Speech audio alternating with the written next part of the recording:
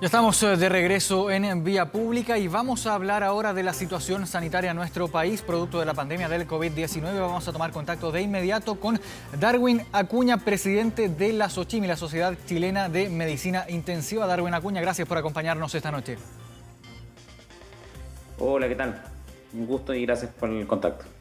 Bienvenido, Darwin, gracias por acompañarnos. Primero, consultarte por la situación sanitaria en la que se encuentra nuestro país. Hoy en día, en esta jornada ya de lunes para martes, hubo cambios en el plan paso a paso. 10 comunas de la región metropolitana avanzaron a la fase de transición. Ya hemos estado registrando menos casos diarios, por ejemplo, de contagios respecto a algunas semanas atrás, cuando tuvimos incluso hasta 9.000 casos. ¿En qué situación sanitaria nos encontramos hoy como país? Bueno, desde el punto de vista de los contagios, ya tú decías que hemos ido bajando un poco la cantidad de casos absolutos diarios. La positividad ha sido un poco más variable. Hay un día que son un poco más altas, un poco más bajas, dependiendo sobre todo de la cantidad de test diarios que se están haciendo. Ahora, lo más complejo sigue siendo todavía lo que es la parte hospitalaria, porque la ocupación de camas críticas y de los hospitales sigue siendo muy alta. Aún se van requiriendo camas diariamente y estamos llegando a 4.500 camas de unidad de cuidados intensivos, lo cual es un récord, con muchos pacientes COVID, cerca de 3.000 pacientes en ventilación mecánica. Eso arma un escenario donde todavía la situación que se vive en los hospitales es muy frágil y por ende altamente inestable para lo que estamos viviendo hoy día. ¿Nos alejamos ya de algunas situaciones quizás como de casi llegando al colapso, como escenas de las que vivimos hace un par de semanas, cuando ya los casos, al menos los contagios diarios, estaban en unas cifras evidentemente mayores a las que presentamos hoy? Lo que pasa es que la relación que hay entre casos diarios y ocupación hospitalaria tiene un retraso de aproximadamente 10 a 14 días. O sea, nosotros estamos viviendo lo que es la ocupación hospitalaria de 10 días atrás. Y eso nunca hay que olvidarlo, digamos, sobre todo en la toma de decisiones. Los hospitales, si bien no podemos hablar de colapso, porque siempre, por lo menos en lo que es la unidad crítica, hemos tenido al menos 100 camas disponibles diariamente. Estamos hablando de números que jamás pensamos que podíamos llegar. O sea, el tener 4.500 camas de críticos abiertos es un récord impensado por todos, digamos, en una situación donde el personal está trabajando así hace un año, con muy pocos espacios en los hospitales, con mucha gente que se deja de atender cuando no tienen patologías COVID. O sea, entonces en el fondo el análisis tiene que ser súper juicioso en términos de lo que es la relación de contagios diarios con ocupación hospitalaria. Nosotros no hemos descansado un segundo. Por lo tanto, si bien los casos pueden haber disminuido, la ocupación de camas sigue aumentando. Darwin, ¿cuál es la situación también en regiones? Entendemos que muchas regiones enfrentan de distinta forma, hay distintos recursos disponibles en cada región y también la situación epidemiológica en cada una de las regiones es bien distinta. ¿Cuál es la situación en regiones? ¿Cuáles, por ejemplo, están más complicadas? ¿Cuáles presentan menores complicaciones? Lo que pasa es que una de las características de la segunda ola ha sido precisamente que el comportamiento ha sido mucho más parejo y homogéneo, a diferencia de la primera ola donde teníamos zonas que estaban un poco más relajadas que otras, lo cual permitía, por ejemplo, hacer movimiento de pacientes entre distintas regiones. Nos tocó, por ejemplo, a nosotros en Santiago recibir bastantes pacientes en algún momento, pero también enviar en momentos de la primera ola. Ahora, en este momento, las regiones en general están bastante ocupadas, en forma bien pareja, lo cual hace mucho más difícil esto último de mover pacientes.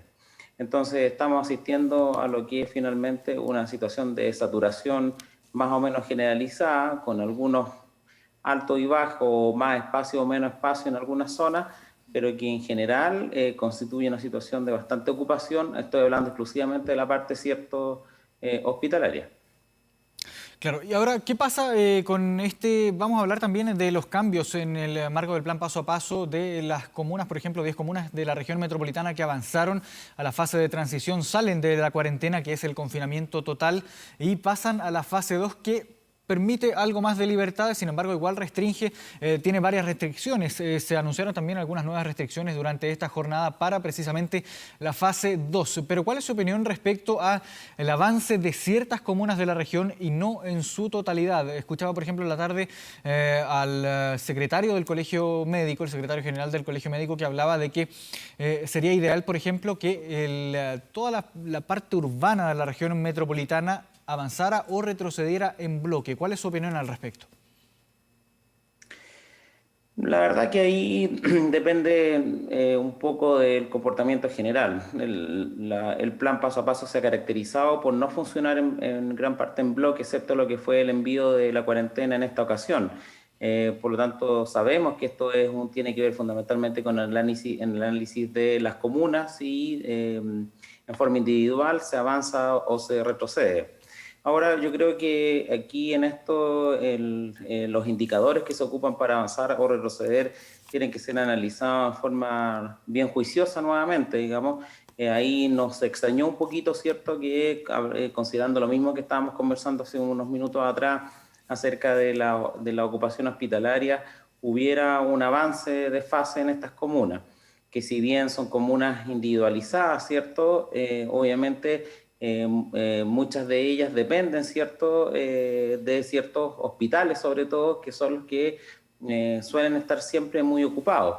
Entonces, llama un poco la atención. Yo particularmente creo que a lo mejor hubiera esperado un poco todavía para poder haber visto al menos una meseta en la ocupación hospitalaria y no un aumento creciente en la demanda, porque todavía estamos necesitando cada vez más camas. Entonces eso un poco llama la atención. Más allá de la decisión de cómo salir, yo creo que el momento tal vez no era el más apropiado, pero bueno, esperemos que las decisiones que se toman se acompañen efectivamente de resultados más positivos, al menos en los casos diarios. Quería tomar una de las frases que acaba de mencionar doctor Darwin Acuña respecto a la ocupación de las camas críticas. ¿Continúa al alza? ¿No hay alguna estabilización o alguna disminución en la demanda de camas críticas? No, porque en el fondo nosotros esto lo medimos por lo que es los ingresos netos, es decir, que todos los días necesitamos abrir más camas para poder soportar la cantidad de demanda. Ahora, ahí uno claramente ve todos los días que hay una cantidad de camas disponibles, ¿cierto? Que varía entre 170, 200 camas, pero esto solo ha sido posible gracias a que se ha seguido reclutando nuevos espacios dentro del hospital y convirtiéndolo en camas críticas. Y si uno revisa la cantidad de camas que hay diariamente, desde el último mes, todos los días hay aumento, llegando a lo que comentábamos recién de la meta esta que fue los 4.500 camas. Entonces, esto no es que llegamos a una situación donde ya estamos bajando la cantidad de camas, están disminuyendo los ingresos, estamos liberando espacios, no, esto sigue todavía en etapa de reclutamiento y por lo tanto es una situación donde el estrés, digamos, asociado a esto sigue siendo muy importante. Bien importante entonces aclarar sobre todo ese punto. Este aumento de la capacidad de camas críticas es por la conversión de camas y no porque esté bajando la demanda de ellas. Muy importante precisar esa información. Y ahora respecto a la ocupación propiamente tal, ¿cuáles son los grupos o las edades que están teniendo la mayor cantidad de ocupación de camas críticas en este momento epidemiológico? Bueno, el análisis de grupo sigue siendo en este momento el que lidera el grupo etario entre los 50 y 59 años. Esos son los que tienen más ocupación en este momento. Y ahí, dentro de ese análisis, llama la atención dos fenómenos, que es lo que se ha comentado, cierto, públicamente en esta segunda ola. Uno es que, afortunadamente, y gracias al efecto vacuna, los grupos de sobre 70 años han bajado mucho su ingreso a las UCI, de tal forma de que actualmente son el último en número, digamos. Y lo otro es cierto, el aumento importante en el ingreso de pacientes jóvenes, estamos hablando menores de 40 años a las UCI también, y lo cual ha aumentado varias veces con respecto a la primera ola. Esta situación obviamente ha llamado la atención, ha sido preocupante, porque el ver pacientes mucho más jóvenes en UCI con requerimientos de ventilación mecánica y lamentablemente algunos de ellos falleciendo, ha sido bien impactante y es una de las cosas que ha golpeado fuerte durante esta segunda ola. Y respecto a lo que podemos llamar como la primera ola de contagios de COVID-19, ¿cuál es la relación que hay en estos mismos grupos etarios que mencionaba usted, doctor? ¿Se registra un aumento respecto a la ola anterior o se mantiene igual, solo que disminuyen los otros grupos y eso hace que este grupo probablemente tal esté subiendo en cantidad de ocupación de camas críticas? Bueno, durante la primera ola siempre lo que caracterizó la ocupación de UCI fue obviamente los mayores de edad, porque eran los grupos de mayor riesgo, ¿cierto?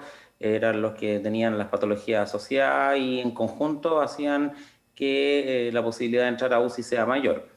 Fueron los pacientes que fallecieron más también, entonces esa era como la tendencia clásica. Sin embargo, uno siempre veía también pacientes más jóvenes, lo que pasa que era en menor cantidad.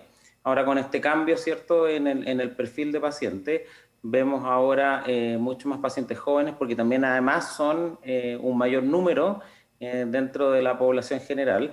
Lo otro es que también son los que están asociados a mayor movilidad durante este tiempo y son el grupo que en este momento aún no está vacunado. Por lo tanto, en este momento se transforman, yo diría, en los menores de 40 años, probablemente en el grupo de mayor riesgo para tener complicaciones y ingresar a las UCI.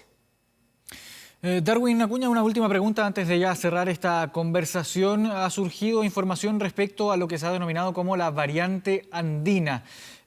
¿Cuáles son las características de esta nueva variante que, de acuerdo a lo que explicaba la subsecretaria Paula Daza, corresponde a un linaje de otra de las variantes que se han registrado alrededor del mundo?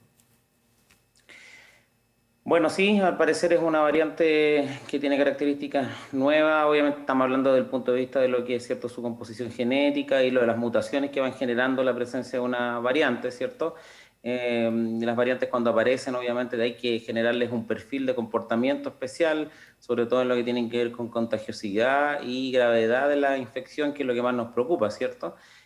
Así que en el fondo se está observando recién. Hemos tenido cada vez más aparición de variantes, sobre todo en algún tipo de pacientes, algunos críticos, por ejemplo, como es lo de la variante brasileña.